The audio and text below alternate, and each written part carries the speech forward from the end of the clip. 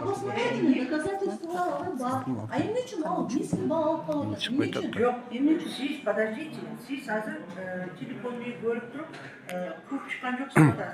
Биз ошону азыр видеодон карайлы. Эгерде действительно администрация көрбөйт. Жок, мен сизге да бир нерсени айтайын, да бир нерсени. Биздин Нокиянды кызды bir kağız, al kağızı pользователь etmektir. Oşul öyle telefonun rolünü oynadı, kağız. Kağız çöntөгүндө boçken. Бирок аны алып туруп силер эшикке чыгарып койдуңарбы? Биз чыгарбадык. А неге телефонду алган кыз эшикке чыкпады? Биз чыгарбадык. Аны администрация чыгарып мен докончалуу. Гүлнар эже, бир вопрос. Бүгүн кечтеп калды уже. 8ге жакындап калды уже. Бирок биз азыр дагы деле болсо комиссияны күтүп атабыз. Комиссия видеого тартпагыла деп атат. Видеого тартпагыла деп биз жанатан бери, жарым сааттан бери турабыз. Дагы деле биздин иштерибизди көрсөтпөй атат. Кечеги низкий кем балган, аябай низкий бал алган бал менен окуучулар бүгүн 21 бал алып атат.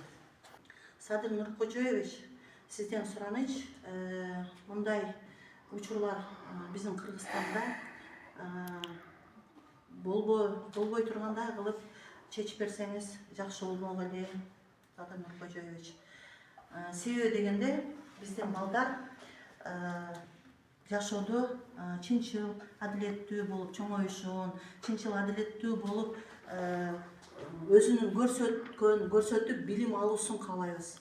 Мындай адилетсиздиктин бизге такыр кереги жок. Ошол менде мындай суроо бар да сизге.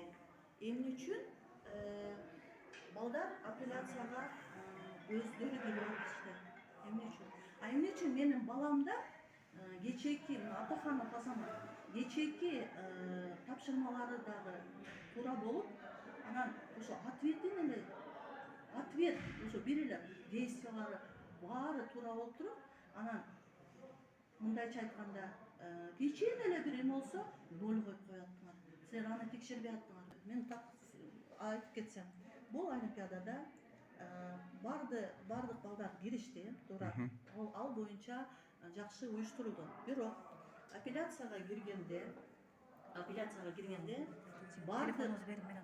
бардык заданиялерге эмес, бардык тапшырмаларга эмес, эки эле тапшырмага оңдоого мүмкүнчүлүк берилип атат. Бул адилетсиздик. Бардык тапшырмаларды карап чыгыш керек эле бала. Экинчисинен бала өзү кирип чыкканда ыйлап чыккандар деле болду.